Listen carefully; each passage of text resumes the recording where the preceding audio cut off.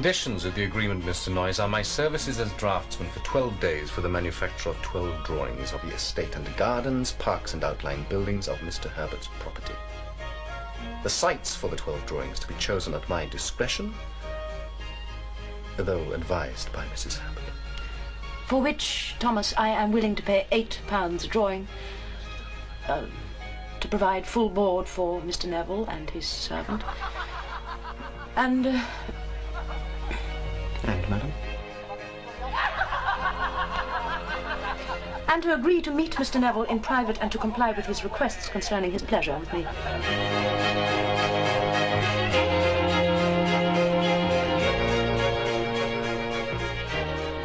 This week we'll be discussing The Draughtsman's Contract, directed by Peter Greenaway from 1982.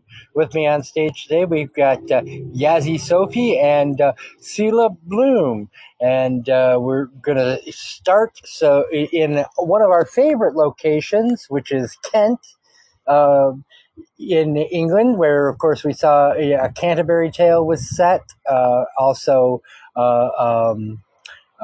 Kind Hearts and Coronets was set there, and of course, Dead of Night.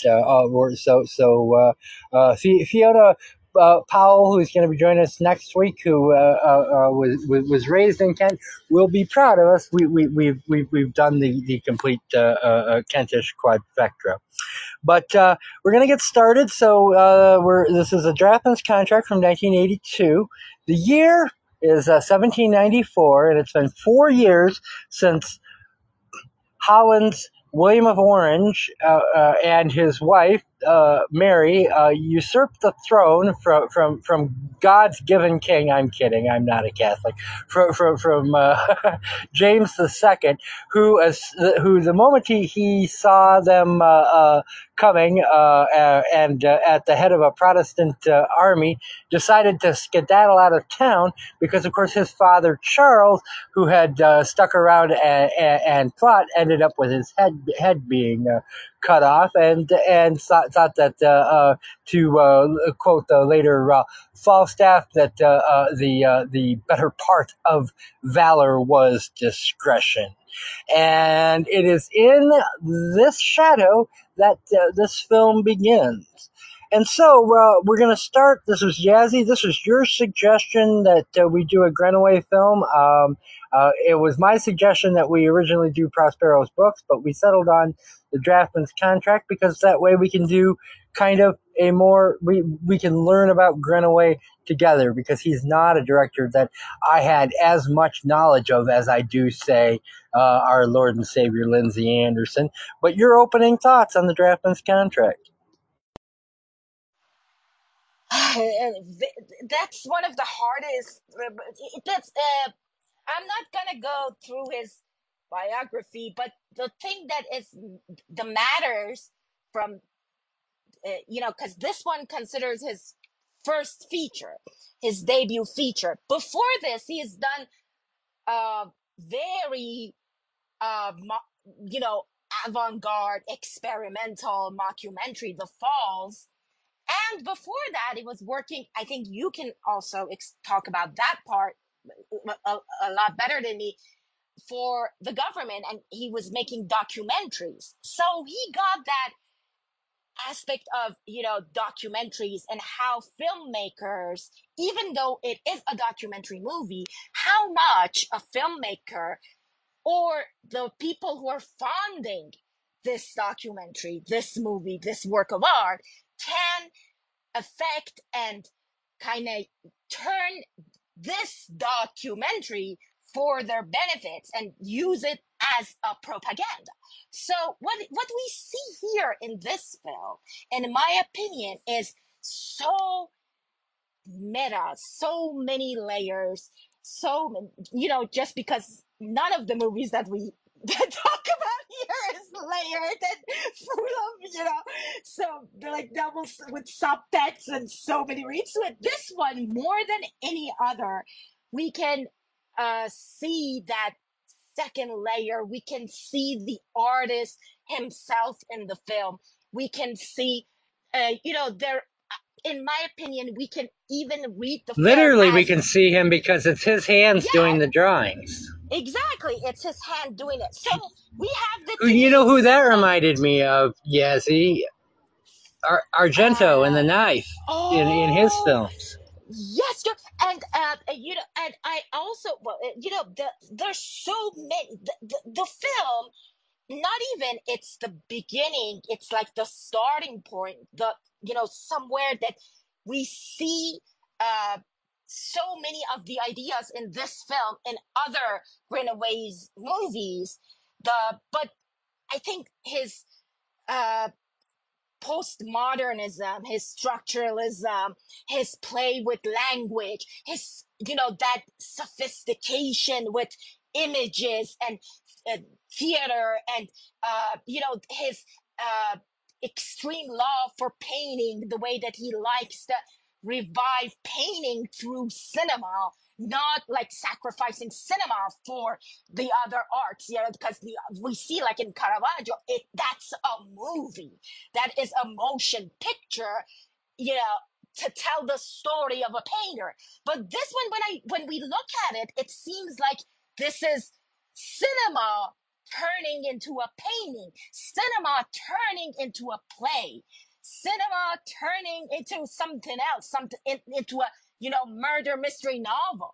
So we see that kind of postmodern look at the history, that the colors, that the color codings that Greenaway loves.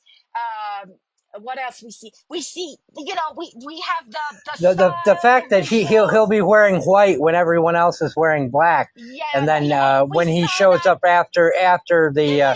the funeral, he's wearing white.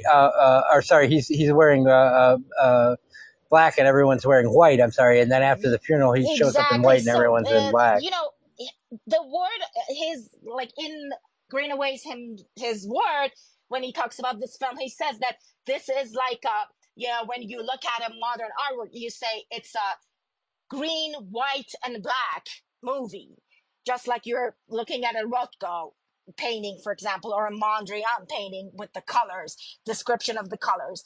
And of course, there are like so many scenes in the movie. I get to them later when we, with the lightings and the visuals, the name of each painting that he, you know, the Dutch painting, we know the Baroques. And so the garden and nature, the landscape, the dialogues and the language, like how the sophistication of language, the way that he picks this period, Eric, I think you're going to talk about it, like why he chose 1695, yeah, to why the setting of the film is at that period time, specifically with the women laws, and you know, the whole changes again. You know, this is Well, one no, of the but I points. mean, let's do that now. Let's do that now because in Oh, okay. So 1694, one more. So in hold on. I what just wanted happened to in go over 16? Oh, all go the ahead. scenes. Hold on. I just wanted to talk about all the most, like, you know, the emphasis on the formal structure, because these movies, these structuralism, we have to look at the patterns, we have to look at the forms. That's more important. You know, the symmetrics, the repetitions, and the semiotic. These are the things that we are going to talk about when we, and the music that I think Sila, you can help us with Michael Nyman and Handel, and so that's because for Greenaway music, there's so many quotes about him, about the music and everything. Uh, how he said that if paintings, if I could add soundtrack to a painting, I would remain in visual arts. I wouldn't move to. So he loves the music in the film, his collaboration with Nyman, an artist as a technician, the way that he looks at it, the role of the women, the truth, the yep, and that's it. So I said, oh, and how self-referential the movie is, and the meta aspect of it, the historic aspect, and is it? If can we put a movie like this, how can we categorize it?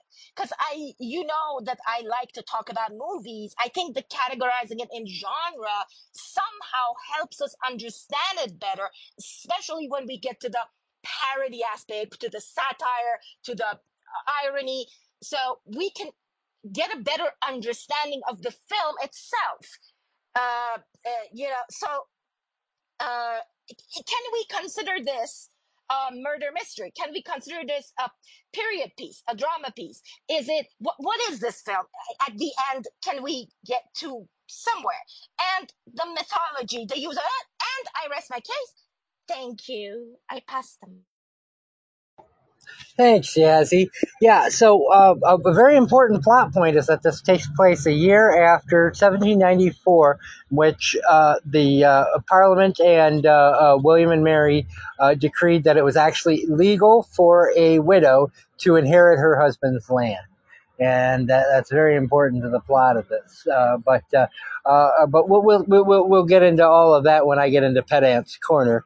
But Sela, Yazzie had said Handel. I think she meant Henry Purcell because, of course, obviously Handel would be anachronistic. But we do like to rely on you for the music. We know you're not normally a fan of Michael Nyman's scores, but and neither am I, quite honestly. I thought the score that he did for The Cook, the Thief, the Wife, and His Lover was just kind of bad music all around.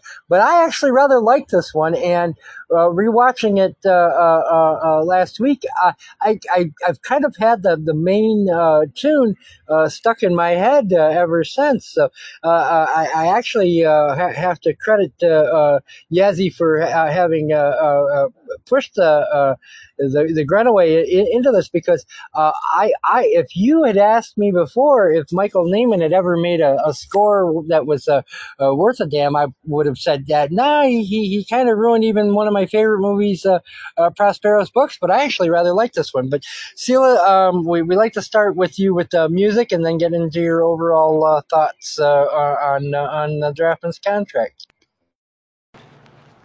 Well, the first thing I want to say, which I have said it a couple of times, I want to be gentle with the weight on my expertise as a music critic. I don't see myself on that level, so I want to tone that down a little bit. Not expertise. We just appreciate your opinion. Your opinion of music is something that we appreciate. Thank you. So maybe that was not nice of me to say that, but you know how I meant it. I just don't like too much attention. That's all I'm trying to say.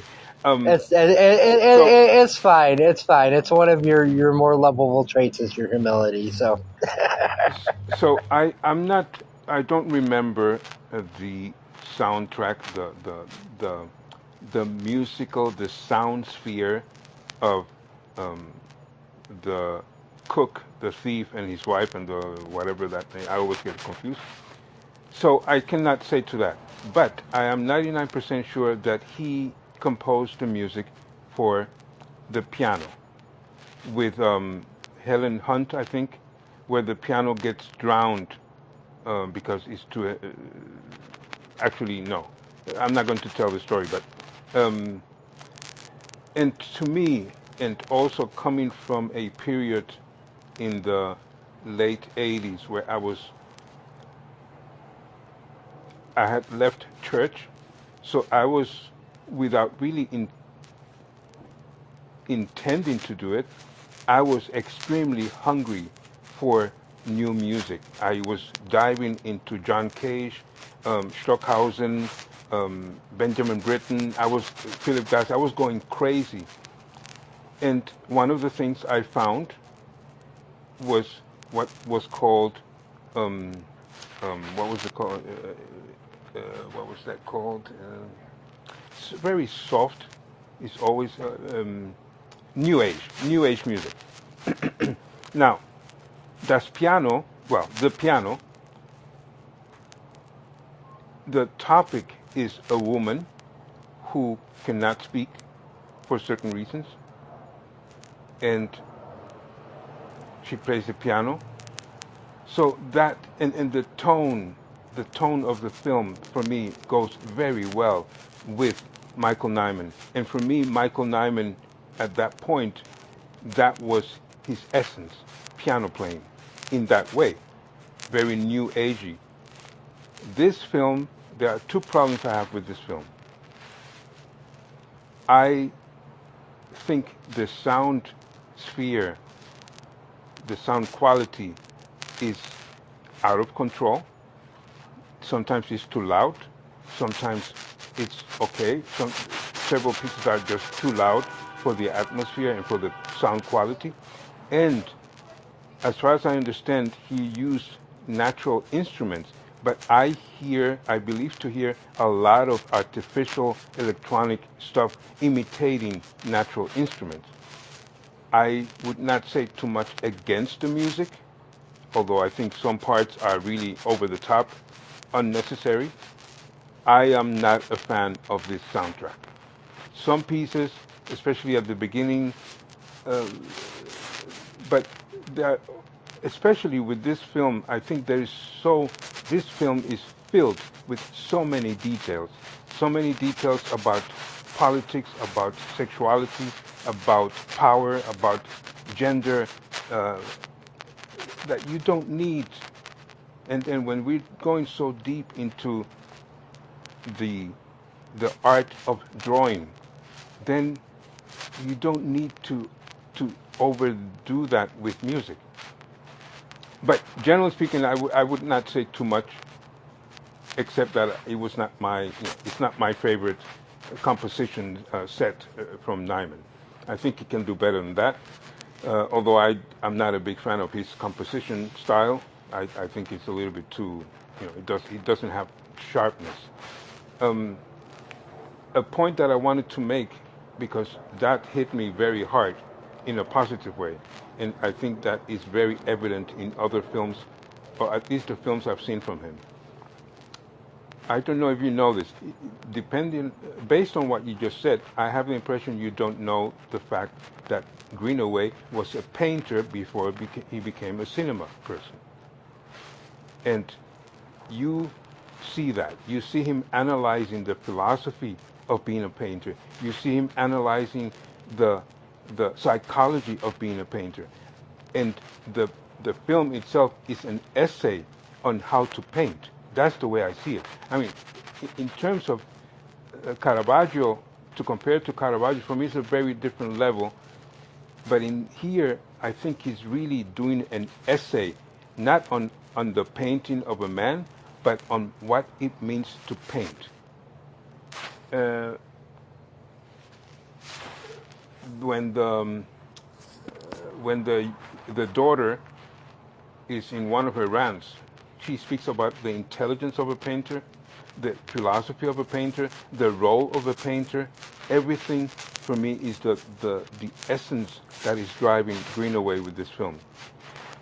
The thing that I was quite interested in, and to your question about the genre, before the film starts, for me, he's making very clear, I am doing a comedy.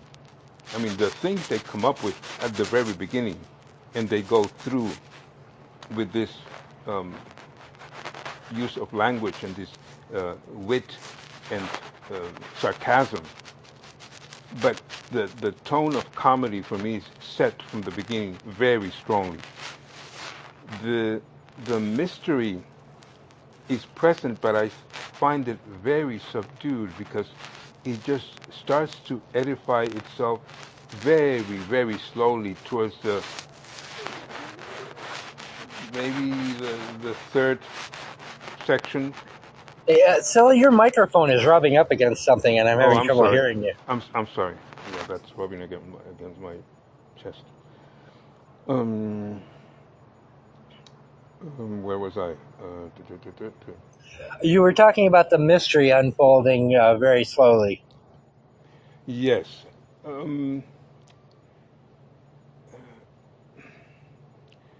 to me, this is going back to the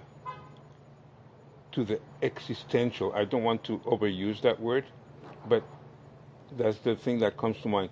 The existential state of a person whose creativity and thinking system is to paint and to draw.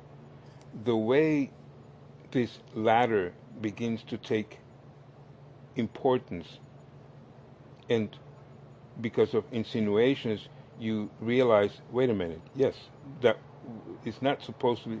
And then I think that's one of the first points that they start using to insinuate the possibility of her father not being in Summertown or whatever his town, Singleton, I think it was. So I think the film has a lot of, it's talking about a lot of different things. Mystery, of course. Also, the elegance of thought, the astuteness of wit, while being reserved about reality. It is so, in some ways, it feels very artificial to see them speaking with each other with Madame, even though that's his wife. And but the language used is done in such a way that you just don't think, I don't think too much about the artificiality of it, but about what is psychologically and politically going on in the mind of these people to act that way. For example, when the daughter decides to hit back when her husband comes in to say, I've heard that people are talking about you, how did he say that? Anyway, she hits back, so you find out suddenly that she has been very nice, but there had been a lot of stuff boiling on inside of her, and now she gets a chance to let it all out. So I find there's a lot of different angles to what Greenaway is developing here in this film. By the way, I'm at work, so it's not going to be that smooth at some points. That's fine, Sila. We'll take you however we can get you. I'm going to first follow up on what Sila was saying. One of the things that I actually find interesting, comparing this to the few other Greenaway films that I've seen that were made after he was able to access better technology, he shot this in Super 16 as opposed to the 35 millimeter that he was able to use. He didn't have, because they hadn't invented it yet, paint box and things like that, and that became much more important, especially for films like Prospero's books and the Soft Skin.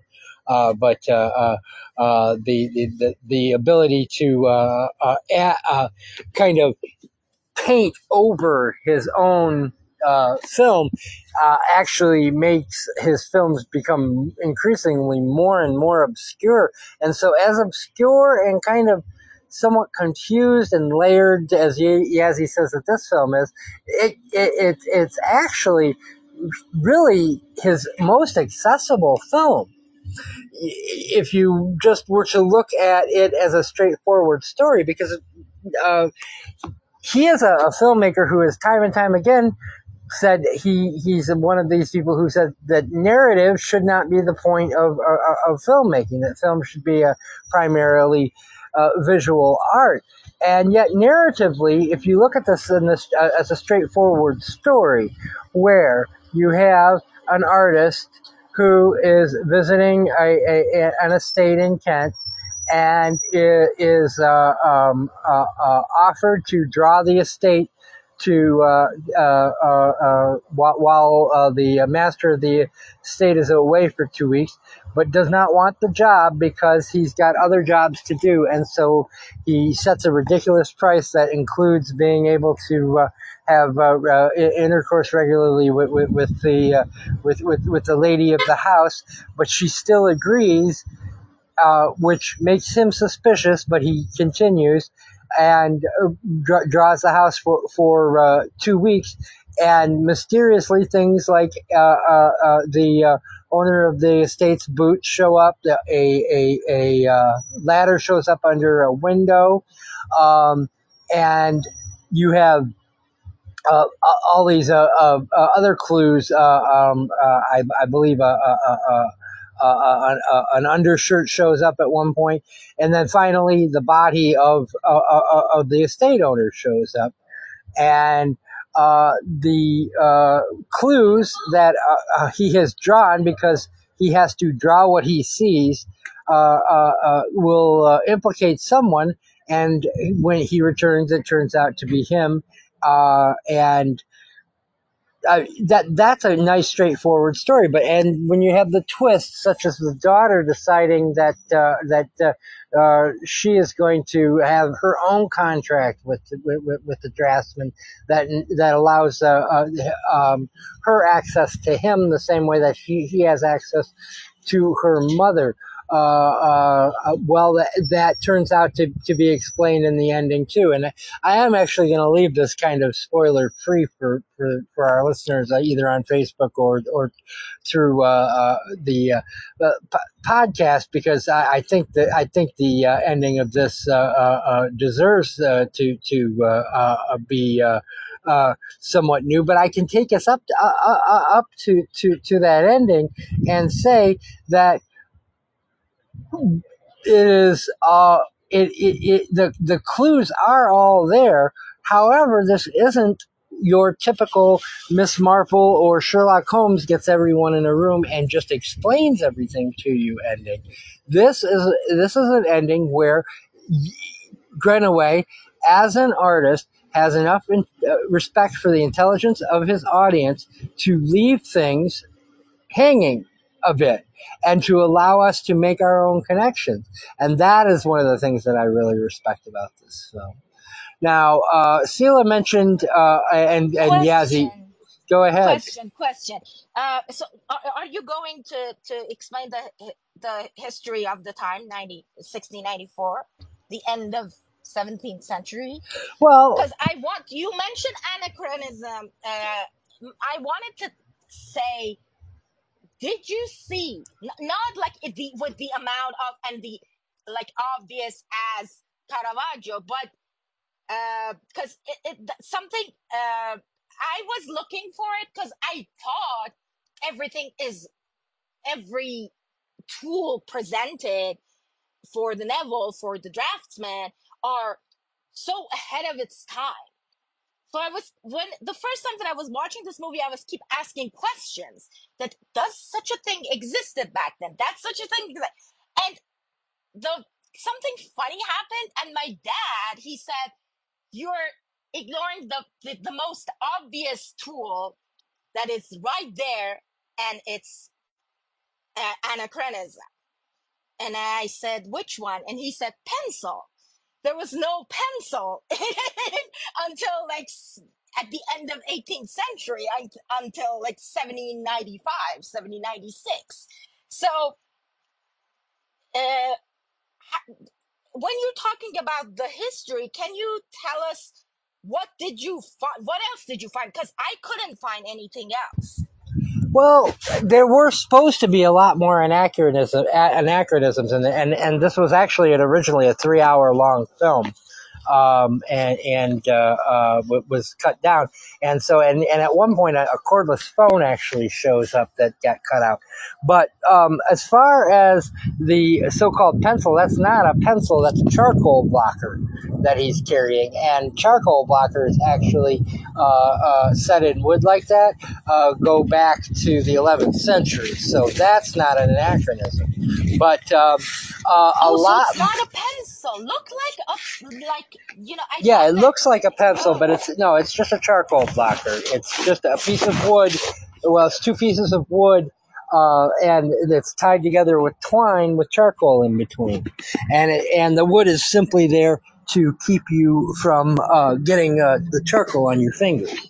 But as a matter of fact, anachronism-wise, there is a brief shot of a painting in the background that was somewhat anachronistic because it was based on It was just it was a Grunaway work.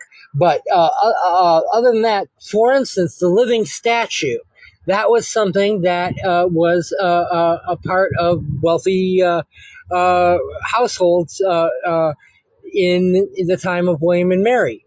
Now, were the clothing a bit overblown? Absolutely. The hats were just a little bit too tall. The hair was just a little bit too tall. The coats were just an extra bit too fluffy. The buttons were an extra, and there was just an extra bit of makeup and foppishness. But it was exaggerated to give the spirit of the time, because if you look at portraiture from that time, that is how people dressed. So really, it's not an anachronistic film as it's shown here. But again, this was cut down from a much longer original that explained a lot. For instance, I had mentioned that the living statue. Well, there was an explanation for that in the longer version of the film, and one of the things I think Grunaway did very well is to kind of create a puzzle piece, because a lot of things were explained in that version of the film that aren't here. And I've never seen that version, nor have I read the screenplay. I'm just going based on what Grunaway has given in interviews and what I've read. But apparently, it could have been as long as 4 hours, and he'd gotten it down to 3 hours. He decided instead, while editing it, to create this kind of puzzle piece, and I think he did a very good job with that. But yeah, most of the anachronisms have been cut out. It doesn't have that Caravaggio anachronism feel. Now, where I think he might be a little anachronistic is the language that they use, because as usual, because this is Peter Grunaway, there is a lot of talk about pissing and pooping, and and that opening 10-minute sequence, which in hindsight is probably my favorite part of the film, where you're introduced to all the characters all the way through. And and people are talking about, I can piss like a racehorse, and things like that, and it's filmed in that pure chiaroscuro, which is another comparison to Caravaggio, which was shot on Super 8. This was shot on Super 16. You can really get that contrast between the deep blacks, and I don't know how he did it here, but it looks like it's completely being lit by candlelight. But of course, if you look at the amount of smoke coming off those candles, those are not ordinary candles. There's probably like 5 or 6 wicks tied together on them, because an ordinary candle doesn't put out that much light. But you have to accept that, because it has to be shot. But he takes advantage of the smaller format film that Super 16 provides.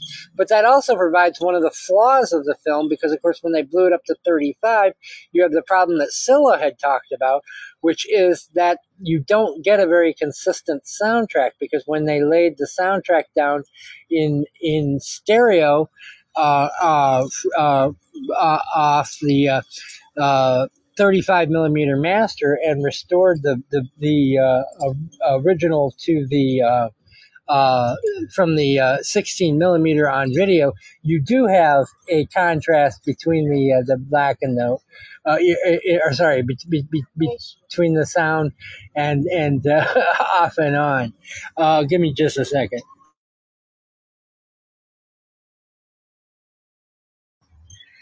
Sorry about that. But what I really, but what I really don't respect in the film is the vulgarity of it. I don't think they did a great job with that, because unlike other Grunaway films, the film is prudish, and I don't think Grunaway has got a handle on how to integrate this vulgarity, there's almost a moral tone being struck. So, for instance, when the lady of the house is spitting out, basically the Drappin's semen into a bowl, and scenes like that, they're filmed in a morally judgmental way. And I really think that once he got to, and I'm going to keep stressing that my favorite of his films was Prospero's books, he had kind of abandoned that kind of puritanical streak in this, whereas the vulgarity here is almost meant for us to judge these people and to have us kind of look our noses down on them, and I don't think he achieves it as well here as he did in his later works. But those are my thoughts, and those are my answers to your question, Jazzy. Well, in terms of what you're just talking about right now, when I think about that change of law that a woman can inherit or become, the widow can become what belonged to her husband for the first time, that tells me that there is a certain energy or dynamic going on amongst the people because of that. And that, in a way, is the abuse that he shows towards her. At least in my eyes, he's very abusive of her, even though there's an agreement, but he didn't have to do it so abusive. And on the other hand,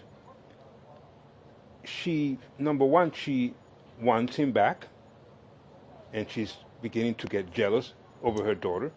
Because she's setting him up, though, not because she wants him, not because she actually physically wants him. But the other part is that the two women, well, her daughter is beginning to take advantage of her position. So that could be seen also as this change in the mentality of the woman. Well, and there, that does go to the allegory of this, because that was one of the glorious revolutionary in inverted commas reforms that came from the usurping of the throne by William and Mary from William's father from Mary's father and William's uncle. Yes, that's right. They were first cousins who married, and they were both already named Stuart, and so you had William of Orange invade from Holland, who was the nephew of the King of England, James II.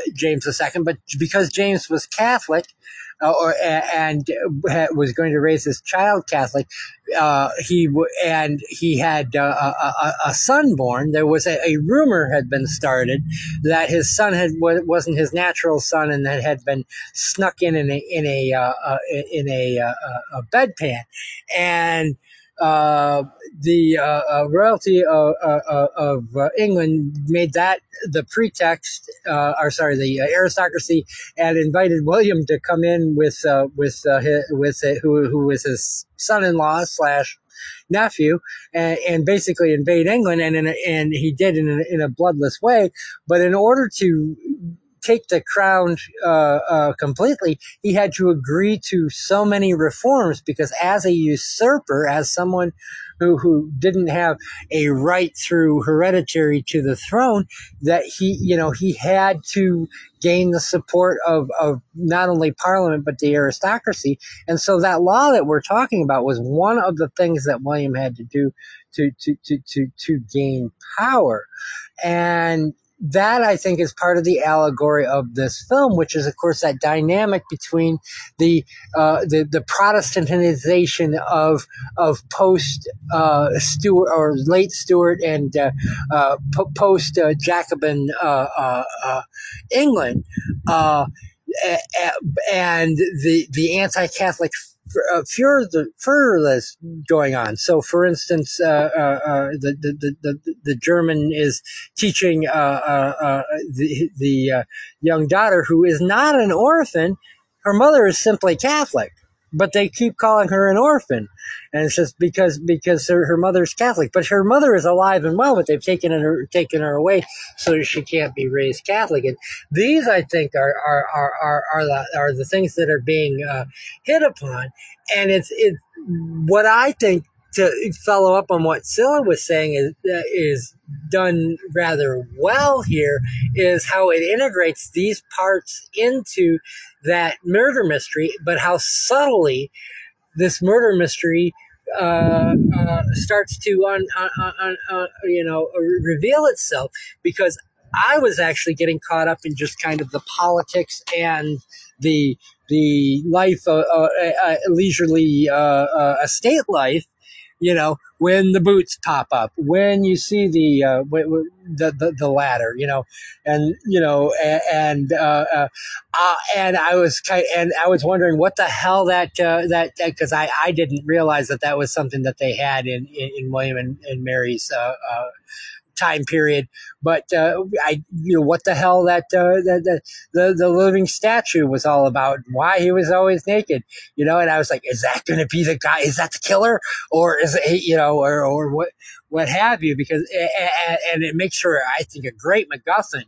And again, that was something where it would, had he not edited this down from the longer version, that would have actually would have been explained, and we wouldn't have had that as a MacGuffin. And that's what I think does this, but film well. But yeah, see, you keep talking about how complex and layered this film is, and give me some examples of layering in this film that maybe I'm missing, because I really saw it as more of a straightforward allegory slash as I pointed out, I saw it as a kind of a murder mystery unfolding as a slice of Kentish life. Okay, so there are so many aspects, so many approaches I can take to answer your question. I can talk about the art and power of art, that art as a storyteller, art as the true teller, the truth teller, and the fact that I can answer your question from the voyeuristic aspect of the film, like the artist that chose to look and observe and draw. There's a very when Greenaway himself is talking about the film, he says that the artist that chooses to draw what he sees, and the artist who chose to draw what he knows. So the artist as this the beacon of truth, telling the true aspect of history. Yeah, especially like when you put it next to the murder mystery. Do you want, and the way that or I can answer your question. Well, I'm just gonna interject. Reality. I'm gonna interject before Sure. you answer, before you come up with the second way of answering the question, with a quote from Peter Greenaway that his inspiration for this film was the lesson that he learned in art school, which was draw what you see, not what you know, and not what you feel. Go ahead. Exactly. So, and I think, so what else can I say? I can talk about, I can tell you like how I think that the keep, the drawing as a sign, as, we can look at the drawing as, because, as a like semiotic. Which one do you want me like to go on first? So let's just like, I don't know, I can like, and like the sex and the power dynamic, sexuality as the currency, or your art as your currency, all these things that are so interwoven in. And as I said, I think what happened, that aspect of the way that we treat artists, the way that patrons or producers or curators treat artists. Um, look, we idolize them. We give them this false perspective that they are somebody, so that they gain control. They think that they can control that state, that house. Everything is under their control, and then we take their agency away from them, and then we call them. We say that you have no creativity. You just draw what you see, and that's exactly what he has been asked to do. It's just I think we can tie that to reality of today. Like the way that we see artists, what we expect to see from art. We go to watch a movie and we say, oh, that movie, that's not what I expected it to be, so it's bad. So that's not the way to look at art. We should accept the art is there. We should look at it as what it is, not that what we want it to be. And then the moment that everything turns Well, like but the other but way. this is filmed. This is filmed about the time period during that late Baroque period, and so it's getting its inspiration from Caravaggio, from Rembrandt, where Isn't that exactly what happened to Caravaggio? Like he needed his artistic agency to draw what he wanted to put, and what he did was that he hinted on the things that he meant was the truth in his paintings. He didn't take them away from his paintings, but he created it first in his studio and exactly reproduced it on the canvas. Okay, but what happened to Caravaggio? Like, as long as he died of lead poisoning, according to the film. To me, because I said he went crazy and died by lead poisoning. No, but what I'm trying to say is that, look, the church, he expected him to draw the religious painting and everything. He was respected. He was paid as long as he followed the rule of the church. But the moment that he he put a prostitute as a model, then they cut his finance. So he died miserably, Well, so that's the spoiler way. alert for anyone. So skip the next. I'm going to say 30 seconds. But when you say this film is about how we treat the artist, I wanted to say we blind them and throw their body into the river. That's very that's so mythologic aspect. I want to talk about that later, that all the myths and archetype hints in the movie. But the perspective, what you were saying, that he drew his inspiration from Baroque and the Vermeer and Caravaggio. So we can say the perspective and the reality and the limitation of perspective, how we see everything, the through. I like that frame within the frame, the way that he chose that grid as the very breaking the fourth wall of the movie, frame within the frame. Story is being told, how he hinted upon that murder through that. It's very Madame Bovary of sorts. We hear a story. On the DVD, there's a very interesting deleted scene. I don't know if you got to see any of the deleted scenes, because there's a ton of them. Because, like I said, they cut over an hour out of this film. But there's a very interesting deleted scene where in that frame you overhear the mother and the daughter talking, and the camera draws back, and there's not a lot of camera movement in this film. It's the one time that the camera and it draws back, and you have that frame, and then it draws back again, and you get the second frame, and then you get to see who is listening, and it's not the draftman, it is the groundskeeper. And you realize that the groundskeeper knew all along about the plot between the mother and the daughter. And so that kind of goes to your point. Yeah, so that goes actually to the voyeurism aspect of it. Well, it's a frame job, right? It's a frame job. He's being framed. Totally. They are like grids and frames. The allegory of the frame, like literally, he is being framed. But on the first act of the film, we think that he is framing everything. We see everything through his frame, his perspective. But then, it's like everything turns around on him. He is the one being framed. When, on the second act, that's what we figure. Spoiler alert. Sorry, I should say that. I did want to follow up on something Scylla said, because I forgot all about, because it was, I got all distracted about the history. And Scylla was pointing out about how brutally treated the mother is throughout this, and how that has something to do, I think, with the passing of that particular law.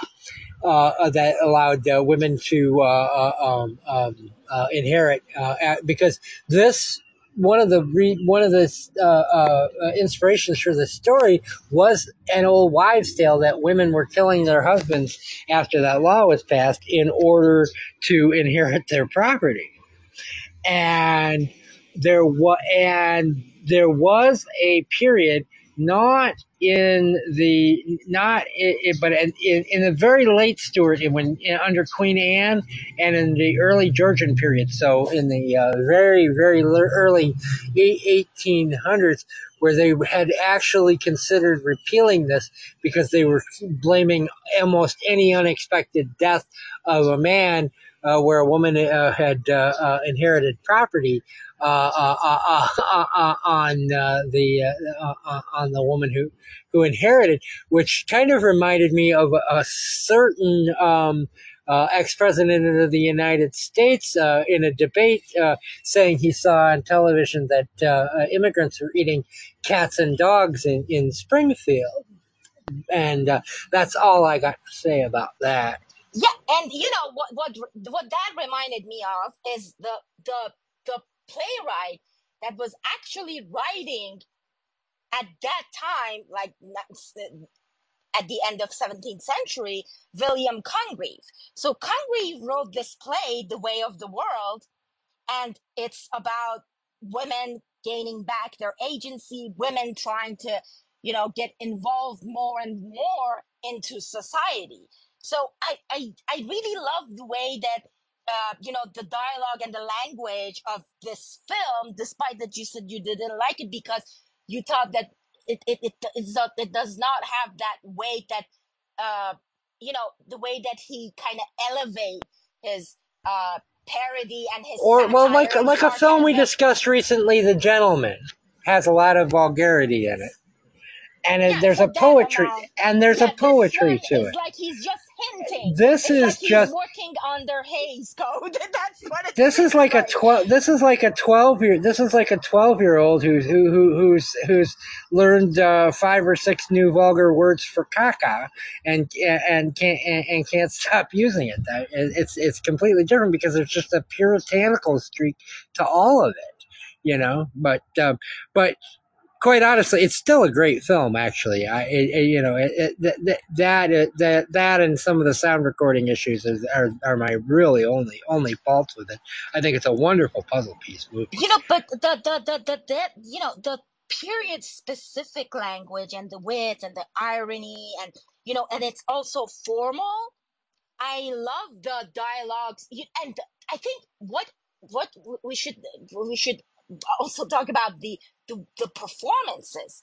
because those long dialogues Well, the and scene those between the husband and between the daughter and her husband, the German, who is actually from Oslo-Lorraine, so he's German French, and that's why they keep joking about him being a Frenchman, even though he's German, because he's from that disputed area. But that wonderful, because it's basically all about how he's impotent. And amazing. and she'll come back and he'll say something and she'll say, yeah, but your penis doesn't work. And then he'll say something else and say, yeah, but your penis doesn't work. You're just as impotent by day as you are at night. You're just as impotent, and everyone sees it. It's not something that you just say for me. All of that, and that's a great and well done scene, and the dialogue is just perfect, but the performances are just absolutely top notch, because to Scylla's point, it's comic. It is done. It is played for comedy. It is played, and it is pitch perfect. Every line is picked up, and the timing is absolutely perfect. And it's just a wonderful, wonderful scene. So And let's just wrap this together. So we were talking about the framing and the first act. So how he is. He thinks that, the draftman's Neville, he thinks that he's in control. He thinks that he get this contract, this agreement to his benefit. I think that we can talk about how that contract symbolizes in the film, but I digress. Let's focus on this. So what happens is he thinks that he's in control. We see everything through his frame, but then on the second act, when the second contract with the daughter that has the other amazing dialogue, when she hints at the fact that she knows what's going on, and she says that you think that you're very smart. No, you're not. You're not that observant. You're watching everything. You're putting all these objects and all these hints are right in front of you in your drawing, in your drafts, and still you can't see. You are being blinded. So now I want to propose another contract. And then that's the moment that he is, now the women, just like the historic fact, just like, that we said, they flip the script. Yeah. They flip the script. But, and again, this is another spoiler, so skip ahead 30 seconds if you don't want this film spoiled. But it turns out she's doing that to get herself pregnant, and he's basically a stud, so that after the master of the house is dead, they have someone who can inherit. Because, as she's points out to her husband several times in the scene that we were talking about, his penis doesn't work.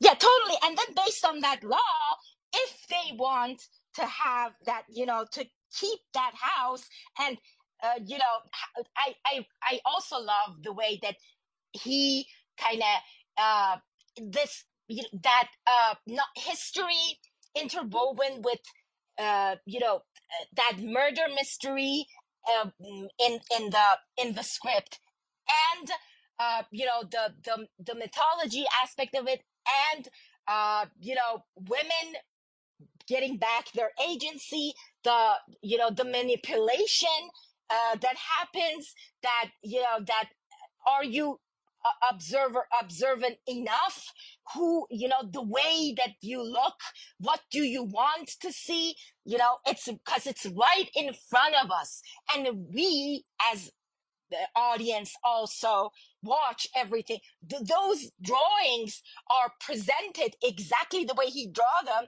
to us too. And are we as audiences observant enough to pick up those hints? that are presented to us? Or no, are we blinded by the beauty of that garden, of that landscape, of those pretty women and their costumes? And, they all dress in white and they are so innocent and, they're fancy. And are we blinded by that and we have no idea, just like our Or, draftsman? like I said, the MacGuffin of the living statue. Yeah, and Like, how am real, I the only one who fell for that? How Hitchcockian Am I the only one who fell for that? For I what? spent that entire movie thinking that living statue meant something. I kept thinking, Does. don't you know, it is like... No, but you know what I mean. That it had something to do with the murder mystery. That it was going to show up as something. Not that it was literally somebody that they paid to jump from. And it's hilarious because of course after they discovered the body, the groundskeeper, the first thing he does is he hits the statue in the leg and tells it to go away. But something I can say the way that why the language is so ambiguous and the complex linguistic being used in this one and not as obvious as the thief, the cook, that those dialogues that Michael Gambon was like, and Helen Mirren was like so obvious. You can't have the brought up the impotence of that. Eat the cock, honey. You know where it's been. See, exactly. Why? Because that was not a murder mystery in the cook thing, but here he wanted to have that ambiguity throughout the film. But again, I prefer the straightforwardness of a cook, the thief, the wife, and his lover when it comes to vulgarities and this kind of tittering behind your hand. Oh, he's talking about pee-pee element, which I think undercuts the seriousness of this film. But that's what Sila hinted upon, that he said to him, this is pure irony. Like he saw everything in this film as the irony and the hidden meaning, the sarcasm, and that's why I asked, how do you think that this style, the set piece, this historic drama was a good device, was a good setting for telling this murder mystery, for engaging this type of linguistic and language and that superficiality of courts and the bourgeois, that ambiguous power dynamic. Absolutely, and I think it's 100 times better than The Cook, the Thief, the Wife, and Her Lover. I don't think it's as good as Prospero's books, but then we're talking Shakespeare, so he had a better original writer. So but Sila, what about that? I have a question. Sila can answer that. So, do you think the music, the fact that the music it's sort of in contrast of the story that it's being told, like the music is not at all help to tell us that this is a murder mystery. The music is is not on our draftsman's side. The music is kind of amplifies that bourgeois artificial beauty aspect of the people that he's working for. Do you think that atmosphere, that's why that the music sounds like this? Could this be one of the reasons? So I have to think in two ways. One, that I cannot know unless I happen to read about it or ask him myself or hear an interview where he conveys what his intention was. And even then, it would not be 100% because he might not be aware of all he did. Because he's a notorious liar. Among other things, yes. But the other way to answer that is that I hear all those pieces as an engine. And in a way, they are true background music. I'm not saying that in a bad, negative way, but But yeah, but they're not. but just in case somebody hasn't been listening all the way for all of our episodes, Sela, can you kind of give a rundown on what you mean when you say background music? Because in terms of how it means in the German, and just to kind of clarify, because not everyone is So well, that's a very very complex thing in this world, which I will try to do it quickly. I think it's important to be aware of, even though it's an American thing, but it does exist in many countries. In the United States, it was or it is known as Muzak. Muzak is actually an invention from a guy who was, I think he was in military, and he was an inventor. He came up with the idea to shoot music from his decisions, meaning he decides or a system decides just in, inundate the public with music, just something to calm you down, something to neutralize you. And that was that became Muzak. That was the name of the company, and it was basically the music that you hear today in elevators and dentist offices and things like that. So this is absolutely laughable, bullshit, useless sound in the background. It has no meaning. Everything is toned down. They take Beatles music and they tone it down. It has to be for the middle of the ear. It has to be for the almost dead person. There's nothing to be expected from that music. And that same attitude could be used in film. Namely, I'm just putting something to paint over to support that, or to look at it from the perspective of a, what do you call that, the wallpaper. The important thing is the furniture, but the wallpaper is supposed to say something about the rest or add to it. And so those are two different things in mind when I hear music in a film. Another thing is, does it come directly from the story? And that is something that Dogma in Scandinavia, this group, they did that very diligently, at least they tried. One of the things they did was, we're going to play music in the film only if somebody goes to the piano or to the instruments or goes and plays a record or the jukebox, but no music is going to be background. And in this film, I hear a something is there to support you, because we know that you want to hear something because you're not able to focus on the pictures alone. I think they did a very bad job, not in terms of the music, but in terms of the decision to inundate the pictures, the visuals, with this type of music. It's not supporting anything. It's not.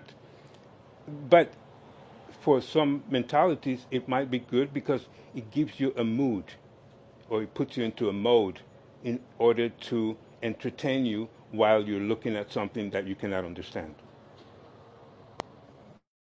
So I have another question for Sia. Don't you think that when we were talking up, don't you see the moment after, like, towards the ending of the movie, that scene before the pomegranate, the talking of pomegranate, when they were like wearing white and laying down on that carpet and everything, doesn't that remind you of all the Almodovar's that we watched with you? Like, the women on the verge of nervous breakdown, and specifically just because you mentioned the you know the reluctance of the woman when she was sleeping with him, and slowly, like, getting into, like, the skin I live in, the theme of a painter and all that. Didn't that remind you of the Almodovar's? Yes, yes. The sensuality and of course the intense focus on color, which is very, very common for Almodovar. Of course, very common for Greenaway as a painter. But I, I think I'm not sure what you mean, Eric, with the problem with the vulgarity, because I think they overdid it a little bit or a lot. But to me, that seemed to be part of something he's trying to say. I don't know what that is, but something. But he's trying to say.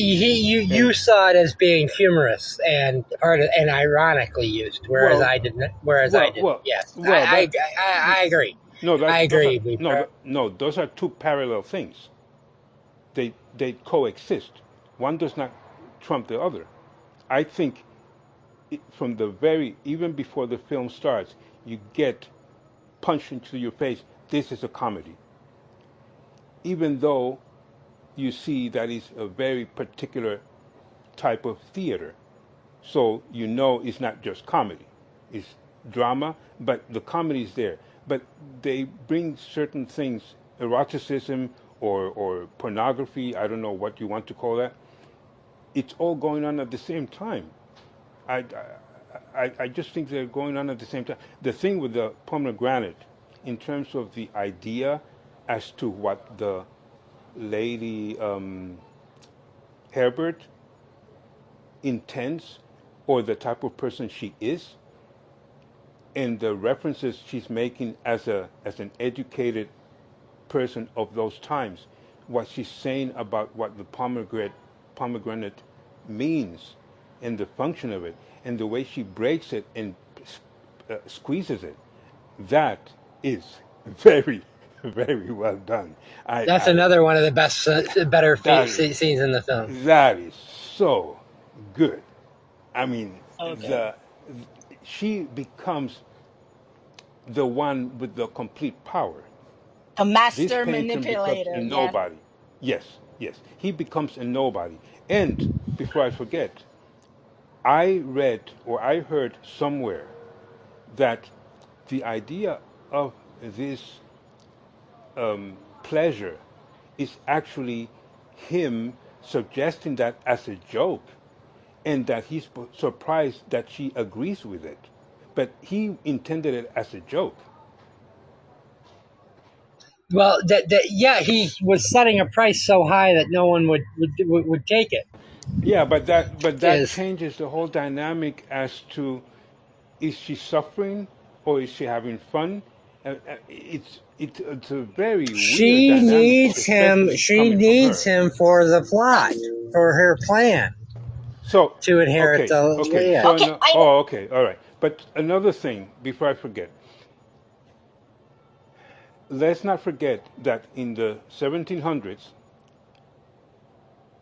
to replicate something by an artist has a very, very different meaning as we know it today. So the interest to have this guy go through all the trouble and make so many things in 12 days, what do they really want? Aside from the fact that making a picture of something meant something different 400 years ago, there's something hidden there that I would like to understand. Why were they so obsessed, even though many of them did not like him, but they posed for him, especially the one who poses for him? He hates this guy. Out of religious reasons, out of political reasons, out of education, class reasons, he just hates him. But why does he pose? So there's something about the meaning that Greenaway is putting into drawing or painting that actually did not exist in the 1700s. And that goes, to the meta aspect that Yazzie was talking about, because that is Greenaway putting himself in the film, right, Yazzie? Exactly. So Yes, I wanted yes. to answer all this covers things by saying that, okay, to understand all this, we need to understand that Greenaway is structuralist.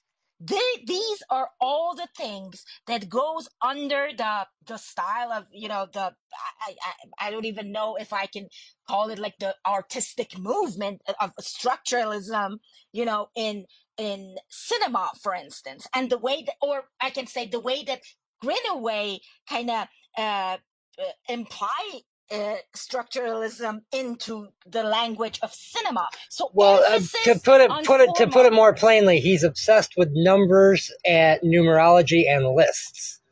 Yeah, and that the system of meaning in art, rather than individual story or characters, or particularly in this film, like we can see that everything is at the it becomes kind of like Decameron, that house, the state becomes a character in the movie, and it's also the personification of the statues. And by the way, the statues have a historic kind of meaning, because when when they went to colonize, just because they kind of hinted on colonization and everything, and they said that, oh yeah, Britain is expanding their colonies and everything, so they used to go to other countries and bring like something as a souvenir, and they kind of borrow the French garden in style, for instance, the Roman sculptures, for instance, and bring them to England and put them in their gardens. And sometimes they get lost, they get stolen, or they just like what happening here, they kind of for the financial reasons, they had to sell them, or they get destroyed, just because we see the thing that Sila was talking about, the meaning of art and artist was different. The artist here, the art is not appreciated as work of art. It's like someone who is there. Well, it is in other countries. Remember, they have that great discussion around the table where they talk about Yes. Art is wonderful, but there's no such thing as there's no such thing as an English artist, and there's no such thing as English art. That there are Dutch artists, and the Dutch theme comes through because, of course, when he comes and there's a second draftsman, where is he from? The Netherlands. Exactly. Yep. And see that emphasis on the meaning that they borrow this art, these sculptures, and so and art is like another thing to show off, just like their costumes, that they look like Louis XIV. They look like the French kings. It does not look like they're wearing like authentic British style of costume. So those sculptures, when they didn't have something, it's like they put people like living servants as sculptures, like to stay there.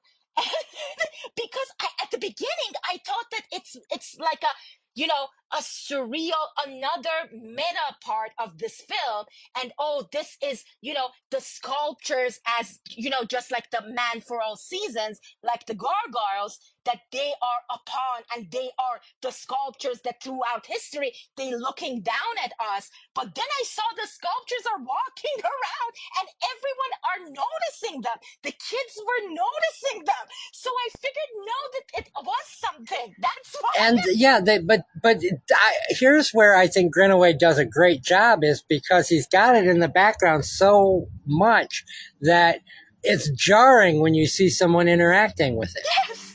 With them, because you're like, wait, so they can see it too? It's like, I just thought we could see, I thought maybe we were imagining it. I don't know, comedy. That's where the comedy lies. Well, and I think about the framing of this scene, which is so of these scenes, which it's so hard to do when you think about the fact that he's using these really lousy super 16 millimeter lenses, and you can see how lousy the lenses that he's using are, because you can actually see light flares on the sides of some shots and things, and yet every single shot of, I mean, if you were to take a table book of this, every single shot of this film looks like a Baroque masterpiece, which is just amazing that he was able to do this, especially with the low grade technology. And this, it was originally budgeted at about £120,000, and I think it went up in budget to about 300,000 and that's why they ended up having to blow it up to 35 to get their money back, because they had to it was supposed to be made for television. They had to distribute it in the theaters because they'd spent too much on it, but still extremely cheaply made. And yet, like I say, it doesn't matter what equipment that you're using if the person around behind it doesn't have the talent. And Greenaway has the talent. He's using these shit can Super 16 millimeter cameras, and just the same way that we talk in Caravaggio about how Derek Jarman was able to work with video deck editing and Super 8 technology. There are some things that I would change in the film, but they're in the writing and in the sound recording. There's not one visual cue that I would change in this entire film. It is a visual masterpiece. And another thing that Sila mentioned about the contract, I think, and what that contract symbolizes. I said I found that so fascinating. I think that contract is kind of that is also in the title of the film. It's this transactional nature of isn't that also a metaphor for William and Mary's contract with the aristocracy that became the Glorious Revolution? Isn't that where all those reforms came from? And so, I mean, this was the moment where English politics went from being a autocratic dictatorship under a king or queen chose genealogically to a basically a republic with a symbolic king or queen, and everything had to become much more tawdry, just like this contract. And so your negotiations became much more, you rub my back and I rub yours. And of course, and you follow this with the Stuarts, with the Georgians, with Hanoverians, and then the Hanoverians become the Windsors. And as the royal power dwindles, politics becomes more and more a draftsman's contract, in a way. And as an allegory, I think it's a great one for that. Don't you think that it's kind of similar to Canterbury Tale? Because there's also a murder mystery, a mystery going on, and then we go through the landscapes. And they're both set. And they're both set in Kent. And they're both set. Exactly. And then we go through the exploration of class relationship, as you just said, the landlords and the family, this Herbert family, that they hold this power, and so they kind of hire this guy who thinks that his artistic skills kind of bring him power and give him something, a place in this rigid hierarchy class structure. But then I think that's the smart thing that he did for picking this this period of time at the end of 17th century. So negotiations are going on outside the state and inside the state. So this is a very fascinating study of exploration of social structures, class, and the human interactions. Like women, they keep looking to get revenge, and that mystery and the crime comes from you kind of suppress these people who are actually smarter than everyone else in that household, so that they come up and manipulate everyone in that household. And pull off this whole crime mystery. And this is happening inside this beautiful garden and state, and outside also in real life and historically, factually, women are starting to regain agency. I think that's a great note. Oh, go ahead, Sila. No, I was going to say that when you think about the title contract, so in 1694, the women or some women become more power, and that seems to be the motor in this whole situation. Probably the reason Herbert got killed, because somebody who wanted her was getting ready for that, and Neville gets killed because they think he is coming back because of that. So everything revolves around the contract. Oh, we lost Sila. Hopefully he'll come back. Although I think it's pretty much a good time to start wrapping up, Yazzie, because we are trying to keep these around an hour. So I'm going to start with you, Yazzie, and your final thoughts on the draftman's contract. Oh, Sila's. No, I kicked myself did you have anything out. to I finish? don't know what I did. Forget it. Did you have any before we get to final thoughts? Did you have anything to finish up with what you were saying? No. I was finished. I just kicked myself out. I don't know how. Yeah, I did it. Yeah, I did it a couple times last time. Yazzie, your final thoughts on the draftman's contract, and then where people can find you online and anything you want to plug. Okay, I go to I go back to that structuralism and use the language as a system. So the dialogue, the highly stylized formal dialogues, and filled with all over with ironic detachments, and and how the manner, the performances that I mentioned, that I think that they that's so outstanding. It's because their manner of speaking kind of distance themselves from their emotion, and the way that language is used as a tool for manipulation, instead of a genuine communication. They are unable to communicate, but language is the tool for manipulation to get this guy to sign this contract and everyone in that household. So that reflects that. I think that's, language as a system of signs, to draw these borders in society at that time, and to reinforce control. You are unable to express your true emotions. Costumes, again, the color coding that you said, that Eric, you mentioned that how this draftsman, as an outsider, when he is black, everyone else is white, and when everyone else is white, he is black.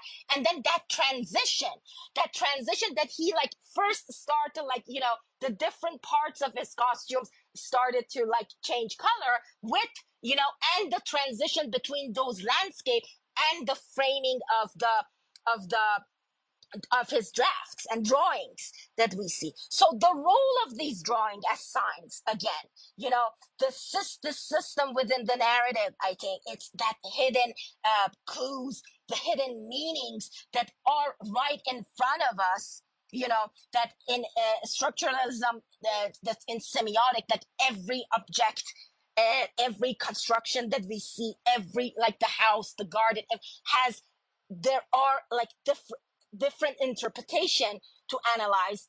They have different meanings to different people, and the mystery that Greenaway, uses this different interpretation, to drive his mystery, to create his mystery, to encode, and I think that the what else can I say? The artist as a technician, that artist is the way that he's been treated is not as a work of art. It's like he is the highly methodological. He is a subject. He is just draw structurally the system, what he sees precisely. the grid is metaphor, that I think that grid could be the metaphor of a structure, everything within the frame.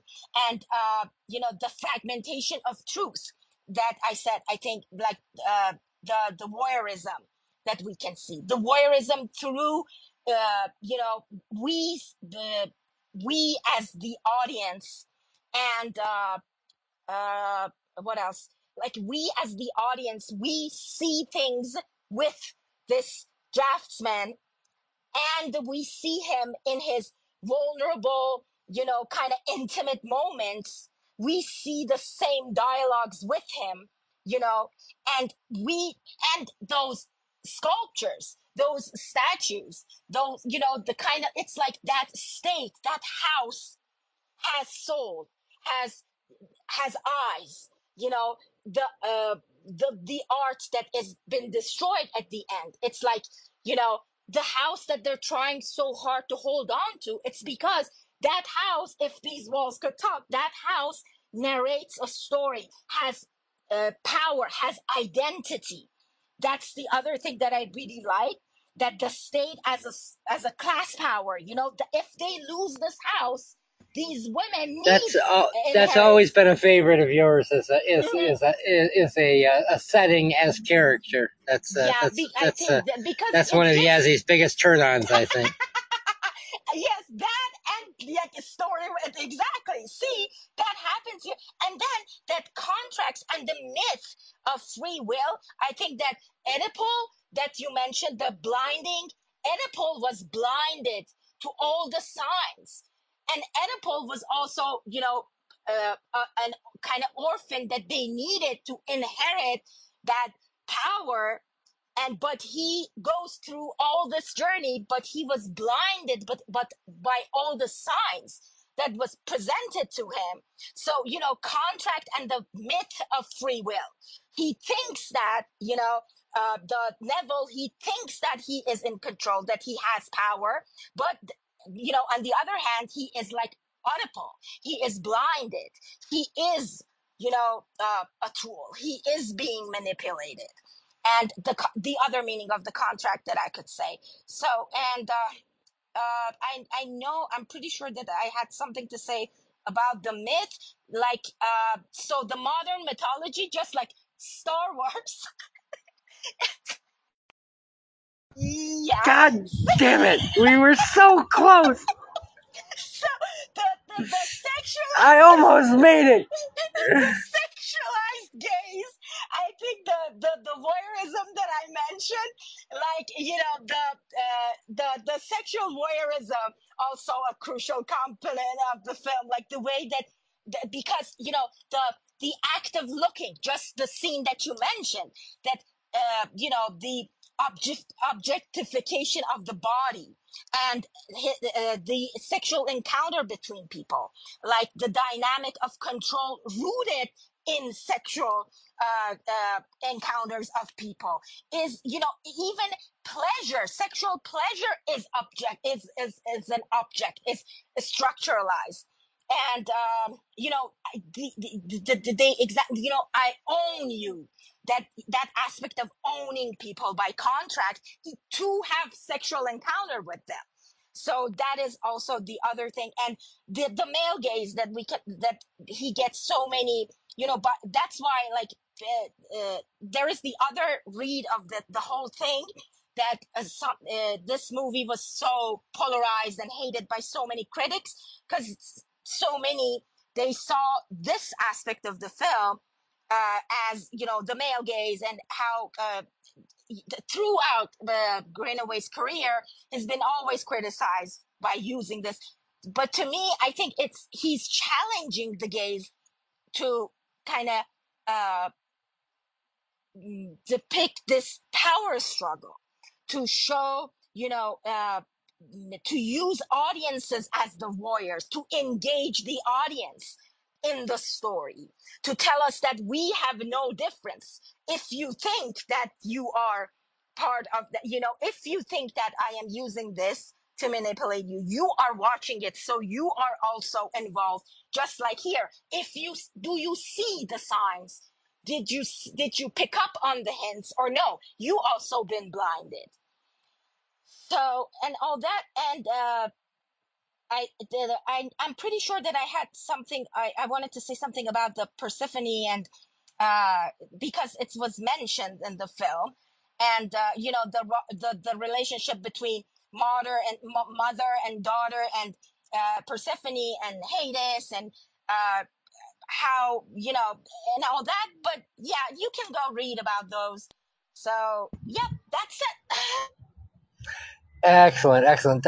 Just to follow up on what you were saying, the one thing that I think separates a Peter Greenaway from, say, like a campier version of this, like a Ken Russell, is that Greenaway, while Russell may be just as intelligent as Greenaway is much more has much more discretion, I think.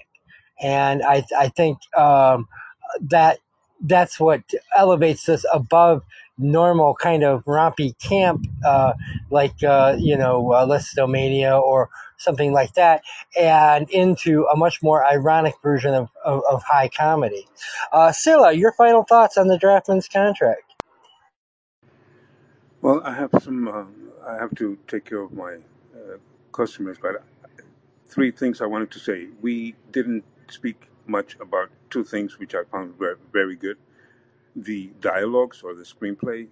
There are some dialogues that are quite exquisite, and the whole energy of language I find very powerful. The acting, at least by some people, it's supposed to be a little bit exaggerated, so I accept it as such. But I think that was also very good. And last point, especially pertaining history and the idea of contract. Let's not forget that this Herbert has this money and this property because of his wife's father. So when we're dealing with the new laws of 1694, actually that all should have belonged to her, not to her husband. Yep, the law was and still is incredibly unfair when it comes to inheritance. And yeah, once you married, it passed down through your husband's line. You basically, which is why it was so important to have sons back then, because that way you didn't lose your property to the person that your daughter married. The past is a strange and terrible place, and I was glad to visit it this week. Now, next week we're gonna go ahead. One more thing, yes. Question. So the formal composition and the symmetry. At the beginning of the movie, we have those, just like Baroque and Renaissance period drawings, those classical paintings, the symmetry and the formal rigid composition, and that we see everything through them. And I think that the art as a mirror for life, that's how I picked on that the symmetry, the quality of symmetry, and the aesthetic of that classic landscape, and that highlights that the beauty. But and at the same time, when everything, when we enter the second act, when he is being framed, just like we said, for what Sila said, as the use of language, that suddenly it becomes literal, like he is being framed, just like the fruits. Like the fruits, but they had different meanings. But when we enter the second act and the third act, fruit had become fruit. The term fruit has this allegorical, everything, the subversion of genre, just because until the second act, we think that, oh, okay, this is going to be the story of a draftsman, a period piece. But then we suddenly enter this murder mystery. We see that, oh no, there is, something else is going on. Just like the chiaroscuro and the drama and the paintings of the Rembrandt and Caravaggio, that they put this candles and the lights where they wanted to drag our eye, to drag our attention to where they wanted us to look, to strike that that contrast, to show that that the underlying mystery and that sense of eerie that we see on the chiaroscuro of those paintings. It's a part of the pattern and the framing and the lighting of the film, and it goes with that. It subverts the period piece into a mystery and a crime story, and as he said himself, the an Agatha Christie story, that reminded me so much of David Lynch, like you see in Blue Velvet at the beginning, that the gardens and the suburb, and that the beauty, this artificial beauty on the outside, but then underground, beneath that beautiful surface, there is something else going on, and A that lot is of a lot of pee and poo and women spitting out yes, and semen. incompetent men. Well, There's go ahead. a last point that I would like to mention, especially because Greenaway was a painter, or is a painter. I don't know if he still paints, but the idea comes to mind that only film is able to supersede painting. And of course, when I think of Bergman, I don't see painting. But when I think of Almodovar, when I think of Greenaway and a few others, these sheep moving as he runs behind them, this movement of the sheep, it's an incredible, powerful thing that is so simple, but you would never be able to do that in a painting. That's an excellent point, and I think it's something that we discussed in both of our rooms on Derek Jarman and Caravaggio as well. The visual artist being able to add motion to his frame. So next week we are going to be discussing a film called Color Me Kubrick, and we're going to have a special guest host, which is very much friend of the podcast, Fiona Powell, who, well, I'm going to leave it up to her next week, but the film, to explain what her connection is with the film, but she has some connection with the film. But the film is the retelling of the story of a con man who pretended to be the film director Stanley Kubrick in London, and that man is played by an actor named John Malkovich, an American actor, because as sometimes people forget, Stanley Kubrick was actually an American director who moved to England. So that's going to be a fun discussion to have.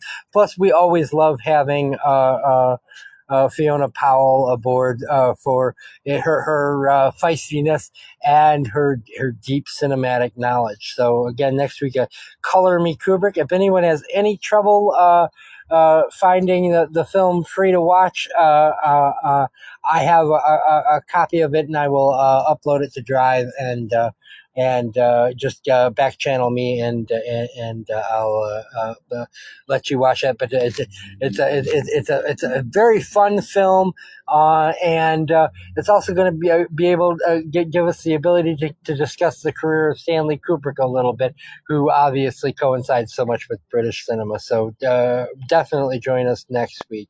Other than that, my name's Eric Trometer. You can follow me at eTrometer on X, formerly known as Twitter. Yazzie and Sela, where can people find you online, and is there anything you want to plug? I want to say something else about the movie. I'm so sorry. I can't get like you said. You talked about the camera, that it's barely moving, just like we're looking at a picture. That reminded me also of that the statues again, because and how it subverts the meaning of those statues, because those statues supposed to, they're symbolize the nudity and the beauty of the manhood, and the classical beauty of the man, the sexualized and all that, but they supposed to stay immobile. They should not they should not move. That's that. When the other thing that happens with the statues start moving, like walking around in the garden, is the camera movement that we see, especially like through the third act, like the scene that he's walking with the candle in the hand, it's like a walking painting. It's like a walking. So, it's also another shift of the relationship, and the contrast of it subverts our expectation, and kind of, I think, conveys that what we see and we expect, and we learned, like these statues, these men supposed to be, the power, the sexuality, they should be admired and all that, with all their clothing and, their and everything. But that's not the truth. That the different kind of interpretation of the truth, and the meaning of the art that has been told, that symbolizes and presented to us, there is another point of view to that. We can like look at all those sculptures and kind of paintings and myths, and in a totally different way, just like the pineapple and the pomegranate, that in different cultures it has different meanings. So it says like the seed metaphors, like multiple interpretation in different cultures. But to them, like the way that she interpreted that as a gift was different from the one that like by the one who gifted it to her. So it kind of like again goes back to that, the look that we have at the art and the artist. We can like use artists as a commodity, and then discard them, or we can like appreciate their work of art and their creation as with this artistic view. So yeah. So, and everyone can find me here every Thursday. We talk about movies in depth. And on Spotify and Apple Podcasts, and several less good podcatchers as well. Sheila, where can people find you on the internet? And are there any upcoming rooms you want to plug?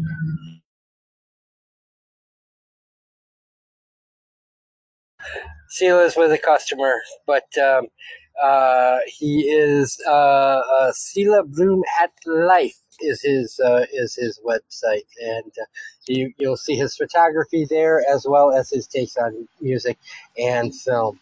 And again, and Sheila has the amazing opera rooms, just because this movie is kind of like narrate the style, the acts of the drama of this movie is kind of like an opera. So if you want to like listen to some opera, you can go to Sheila's room every day. He plays amazing operas. Thanks, Yazzie. And again, catch us next week for Color Me Kubrick at 5 p.m. Eastern Standard Time, Thursday. And again, looking forward, we'll have Yazzie, hopefully Sheila, and Fiona Seabone Powell will be with us. So looking forward to seeing you all next week. Thanks again to Michelle, Dominic, and Yelena for listening, as well as all the other guests who popped in and out. And have a great night. Eric. Thank you, Eric, for letting us every week to come here and talk about movies that we love. Thank you, Yazzie, for being here. And I'm going to close this down in 5, 4, 3, 2, 1. Good night, everybody, and have a great one.